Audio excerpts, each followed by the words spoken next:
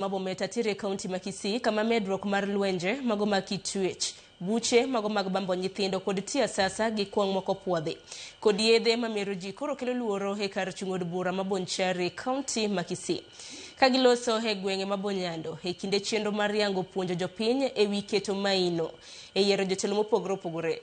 Jokanyo moriwo jopuonj, josiasa, jokenera ticho ganda koro kwayo ganda dhod Abagusi mondo nywak lwedo e kedo gi lwenje makit chwech makelo luoro e kind jodak makono.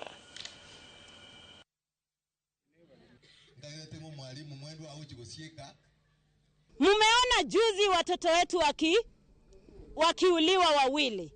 Watoto wetu wanakuwa raped, tena wanauliwa.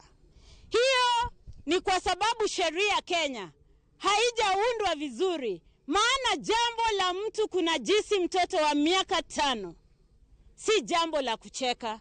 Elewa msimu wa sahi wa mitandao, kuna vile watoto wetu wanapitia depression.